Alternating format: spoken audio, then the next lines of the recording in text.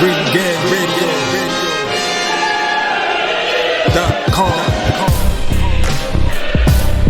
Take over. Last mission. Final boss mode. What it do? Oh man, but on the side of the zone, we had a card, headlined by Vergil Ortiz versus Mean Machine. Now, unfortunately, Golden Boy had some issues with fighters not being able to secure visas, so some fights unfortunately had to be changed on the fly. Like the Kano fight, unfortunately, had to be removed because Kano couldn't get a visa in time or whatever. And then you got one of the undercard fights that got pulled up, which was not an entertaining fight by any sense of imagination. And then you had one of the Alvarado brothers who had a title shot, and he was facing someone facing a last minute replacement, and he did what he was supposed to. He put him away in one round, and the crowd seemed to enjoy it, and I enjoyed it. I think most people enjoyed it because they realized that dude is a fade bringer. So they're like. So they're like, he deserves, he deserves a little soft touch, even because he'd be going to war or whatever. And I like that description, a fade bringer, the legend of the fade bringer. Absolutely. Some Spartacus shit. I know. Yeah, bringer of fades. Hey man, it's a badge of honor if I recognize a fighter as a fade bringer. Because like I said, because that means that might have to be a new list we make or some shit. Yeah, because fade bringers. Like him and then Mateus at 140, like dudes that bring fades. Like they need recognition. Like if Rigo can get recognition for his fucking running around the ring shit, people call that generalship. Then we need niggas that go in the ring that that are prepared to go to war, and they need to be recognized as such. Hell yeah. And then we had the co-main, which I thought would be, I thought a fade would absolutely happen between Roger Gutierrez and the other Alvarado, Rene Alvarado. Yeah, it was mid, unfortunately, because one was fighting because he got knocked out too many times, and that's how he lost his belt. And then the other one was just a little bit conservative, more. And I think was trying to box more and not waste his stamina or whatever. What happened in the second fight? So, and the funny thing is too is like you could tell that both these cats punch hard because Alvarado's face was fucking bloodied up and shit by the end of the fight. So it's like, it's not the punches were not landing. Like when they let it, them shit. Alvarado's getting his head snapped the fuck back, and Gutierrez got lumped up too. But it's just like, it was more cerebral than we thought it would be for these cats that have power, like they do. So Gutierrez won. Good for him and. Hopefully, apparently the WBA's on a mission to start getting rid of some of their GameStop belts. So they just talked about ordering a fight with Chris Colbert of all people to try to unify those two of their GameStop belts. And I welcome that fight now because Colbert might actually put hands on Gutierrez if he wants to be all hesitant and shit. Yeah, that's a good fight. Definitely a good fight. Yeah. And then, of course, the main event, with Vergil Ortiz and Mean Machine. And this fight, thankfully, probably saved the whole card. Saved the weekend of boxing, really. Warren and Vergil Ortiz, and they kind of really saved this weekend of boxing. Yeah, although the TR fights were actually pretty good. That was probably the best overall card. Yeah. There wasn't really no highlight shit like PDC in the zone where Ortiz and you just had a little bright spot for a second and you're like, okay. Yeah, that was a hell of a fight. I mean, Ortiz, I can never see Ortiz being in a boring fight. I mean, that guy, and the funny thing is too is I thought Mean Machine was about to score an upset. Mean Machine had that dude hurt. I was like, oh shit. Because I'm already imagining now the type of shit talking that certain fans will probably say if Mean Machine actually got Ortiz out of there in the second round, like he was very close in doing. But at least he ain't drop him like somebody he dropped a while ago. Mean Machine got robbed of 2 drops because of who he faced. Because I feel like he did, drop. He dropped the hell out of Crawford. And he did drop. I mean, I feel like he dropped Ortiz too. Yeah, he did. But it He didn't didn't drop no fucking Ortiz. Ortiz fell down more so off the damn. Like there was roughhousing, but there was no clear. This nigga right here. This nigga right here is talking about, nah, nigga, that wasn't no. Nah, I mean that wasn't no drop. Like he didn't fall right afterwards. Type. If that was the case, Sean Porter would have a whole bunch of drops. And then, I just got a comment from No Soft Spots. Don't think we've ever had you on our channel, but welcome. He mentioned that the Boazzi fight was the best fight of the weekend. And the highlights I seen of that looked like a damn good fight, though. I might have to check that out. That was a good barometer for Boazzi. Yeah, it was a good fight. Because Bolotnick's, the problem with Bolotnick's is he landed, but his power wasn't enough to make Boazzi go backwards. And then, Boazzi was like, Boazzi, I mean, he kind of gassed, but he found a second win. He got that second win late, yeah. Yeah, and then the one punch knockout that he scored, dude fell like a puppet with his, get strings cut. Like, dude fell like, he looked like he wasn't about to get up. Like, dude was just like, he was done with it. Him and Warren had them KOs this weekend. Oof. I think Boazzi showed he's ready for, a contender at 175. Eddie needs to step him up. Like, I mean, no more domestic shit. Like, you got get in with a, 175 is a division. Let him fight Zerto. Fuck that. Let him fight Zerto. Oh, facts. Yeah, Zerto's not doing much. Let the winner get Bivol. Yeah, absolutely. That'd be good. Yeah, like honestly, if they move like that, hey, I won't even complain. Like, like that's a path towards, some real shit.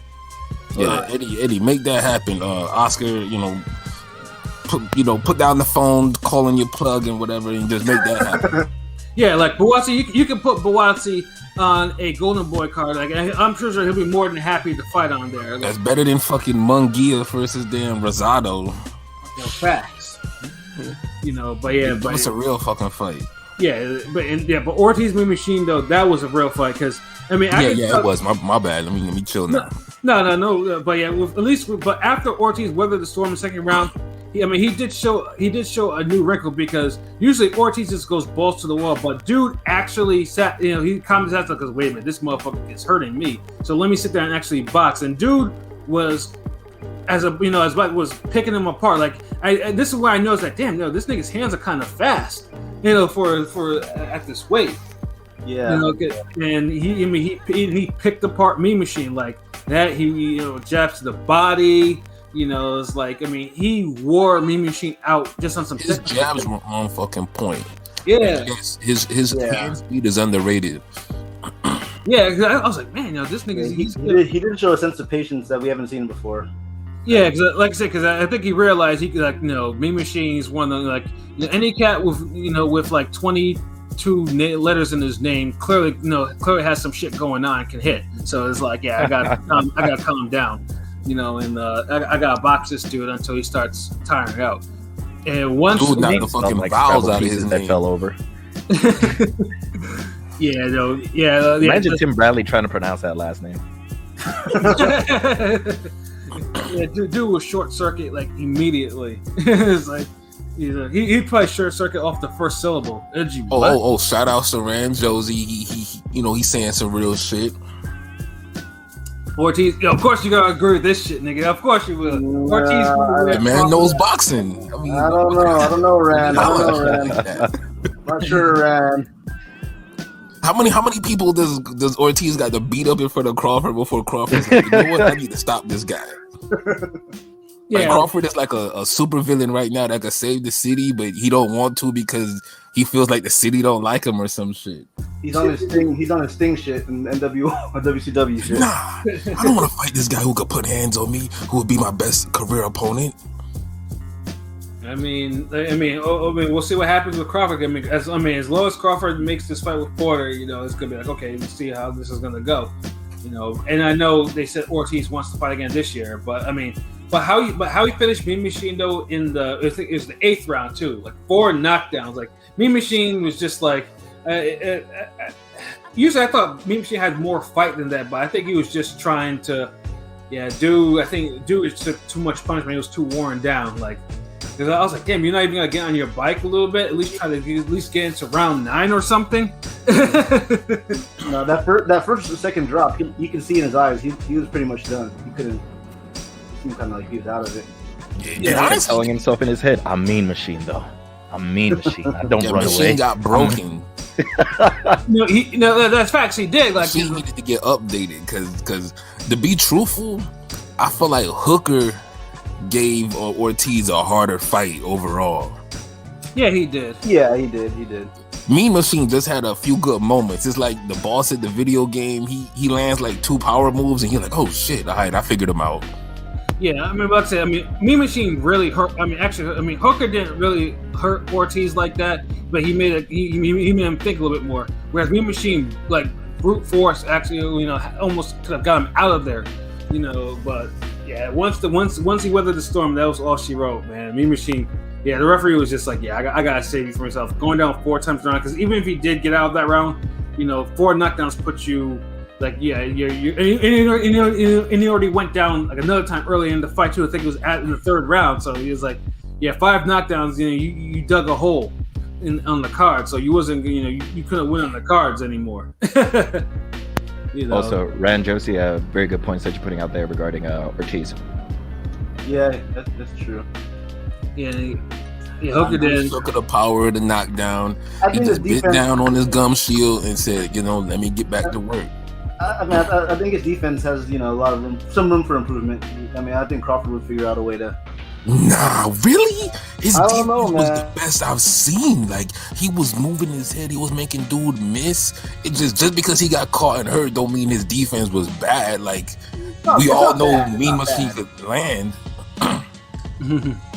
But I do disagree with you, Rand Josie. Hooker does have power.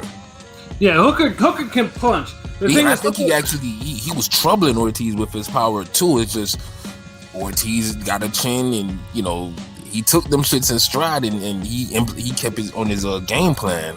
And Hooker unfortunately is not the most durable fighter. Like that's really what it is. Yeah. So that's the problem with Hooker. Like I said, Hooker can actually and Hooker's actually come a long way, because I thought Hooker would be a washout. Yeah, Hooker was having competitive rounds with Ortiz. Yeah, that was some good. That was a good fight. Yeah. Mean Machine just had a couple good moments and was pretty much got soundly beat the hell down. Yeah, he did. So yeah, it was pretty much like I said, that fight saved that card in spades. It's like, and honestly, Mean Machine can stay on Golden Boy. Like there are keep him on Golden Boy. Like you might want to give him in there with Blair Cobb. Yeah. Or that other, or there's another cat on there that I forgot. Is Rashidi still there? Rashidi Ellis or no? Yeah, he's still there. I think he has a lawsuit going on with them or some shit like that. Yeah, there's some kind of drama going on behind the scenes. Yeah, no, it's the same. Cause can a brother ever compete on the Golden Boy and have a career? Like, jeez, Errol Spence told us. Yeah, like right now, this should have been a Speedy and Ortiz fight at least. Nah, not when. Let one of them get a belt first.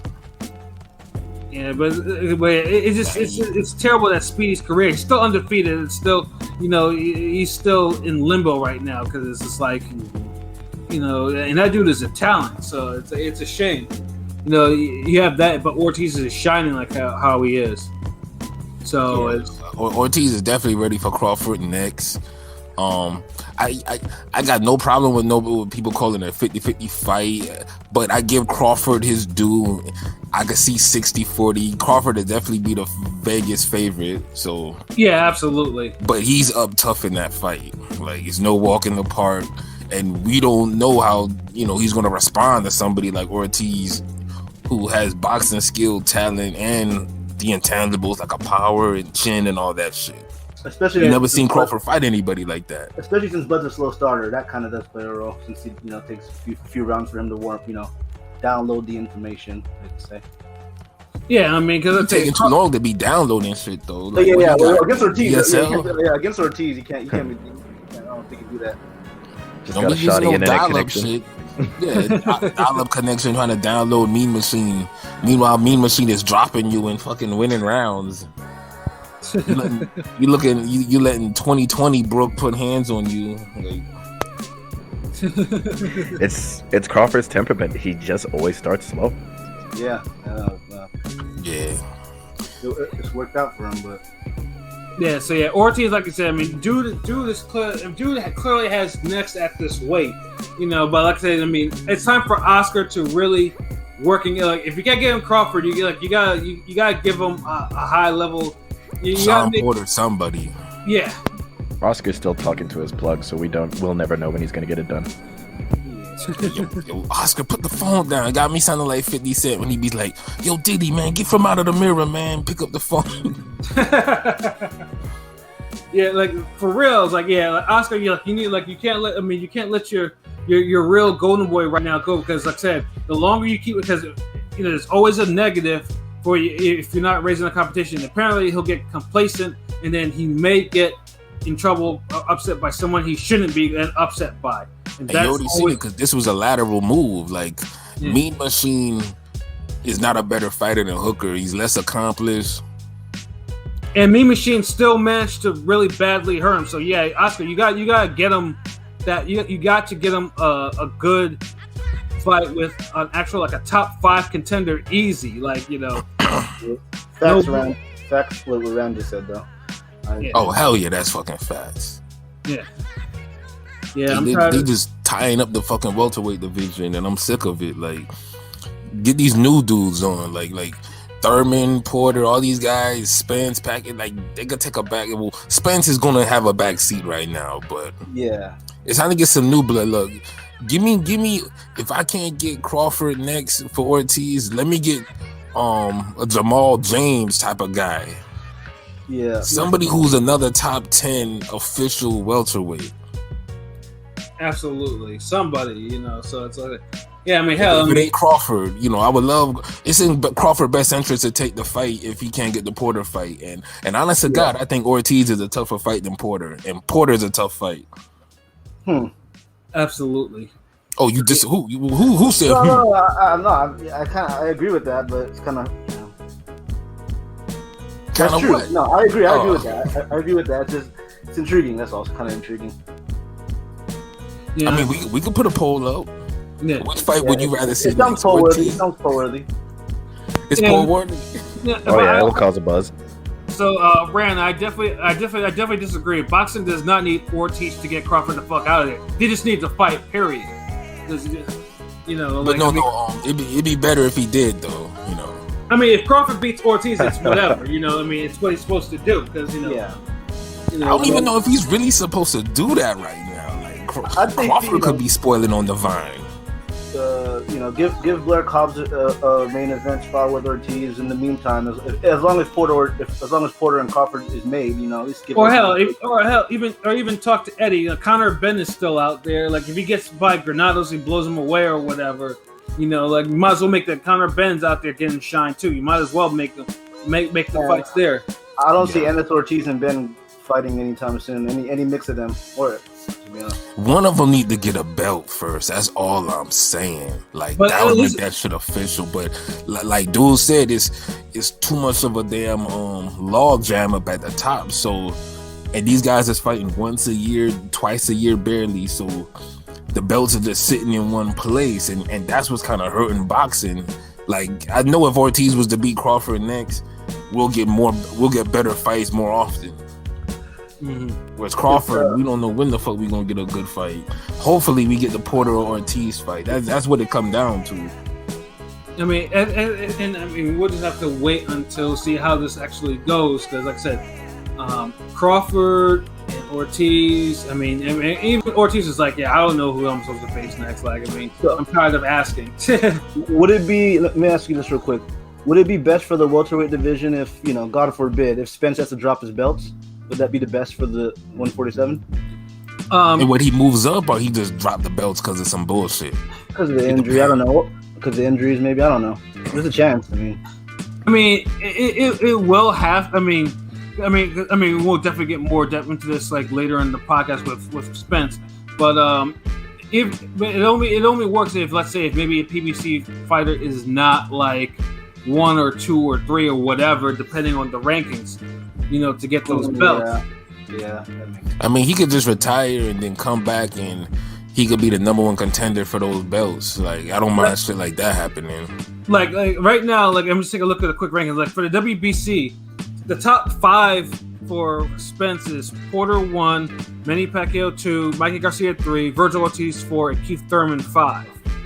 And with the IBF belt, it's the Kudrotillo Abubakar, who I can't pronounce.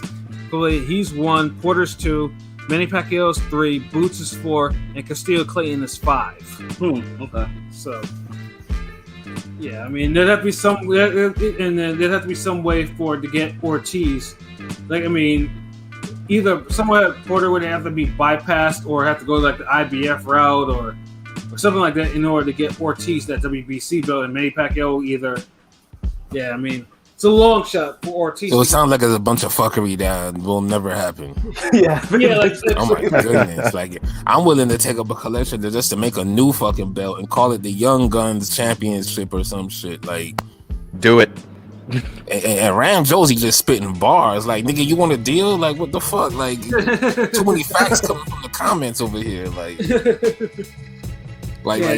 I've been saying the same shit for years. If y'all go back on the podcast, like, y'all know, man. So I'm telling you, more people are seeing it. Just like all the Canelo shit I've been saying. Like, well, it's not just for me. For one, I mean, I if you know me, I've spit bars on 147 for the longest. Like, I've always said 147 was not. Yeah, but the thing is, Crawford gets like 60% of the blame at 147. Really? Of course. Who the fuck he fought at 147 that we're supposed to be like, oh yeah, that's a good fight? No, but me in general, like I go in on everything. No, you do. I'm just saying it. But I'm just saying at the 140's fucked. We know that. Yeah. But if I was to make a pie chart of this shit and say who deserves the most blame, I'm gonna put it at Crawford. Because he's the one person who hasn't fought any 147 peers. Meanwhile, everybody's down fighting each other, getting into good fights. Even if they're sporadically happening or whatever, they're still happening. Meanwhile, Crawford, the best opponent he said he fought, is a guy that Ortiz just wiped his ass with. Well, I wouldn't say he wiped his ass with like that, The end result was. Yeah, and so that was the same thing with Crawford too. Crawford wiped his ass with Mean Machine too at the end. But Ortiz wasn't losing no rounds and he didn't get dropped though. I mean, remember, he did kind of get dropped. Look, it's a black girl loss or if you think Buddy got dropped, then I'm gonna say I mean, it wasn't a flawless performance. It wasn't like, I mean, Ortiz was in trouble against Mean Machine, so it wasn't like a flawless performance. He was legit hurt, like, yeah. You know what I'm saying? So I mean, I guess the comparisons will always continue. I mean, until obviously. I mean, y'all want a new poll now? Who looked more dominant against Mean Machine, Ortiz or Bud? Like, nigga, I know you just gonna create the polls anyway, so it doesn't really mind asking yo. I mean, but the other poll we said earlier was better. It's a more real poll, but that's just a shits and giggles poll, like. Right, but I mean, regardless of all that, it was definitely a great fight, and like I said, Mean Machine could definitely has a role if he keeps it with Golden Boy or whatever. Like, keep him there. Gotta get him another win though. Yeah, give him another win first, and then let him fight somebody on the undercard, get a win, bring him back in there with Blair Cobb. There we go. Matchmaking LB today. I like that. Yeah, I'm on my matchmaking, No, I like that. Yeah, but seriously, you probably giving away too much game. You know what I'm saying? Like, because what you're saying makes too much sense. Somebody will bite that. They'll send the damn chat and be like, "Hold on, no." I was gonna say the chain chomps are still running around. Yeah. Them dudes on that Ring Game podcast, they spitting the fire scrolls today. Like, hold on, yeah. We gotta do something. Let's have a television series with the welterweight contenders living all in the same house with different trainers. Like, hold on, what? Like, niggas gonna start all types of shit. Yeah, and those jabs were hurting Mean Machine bad.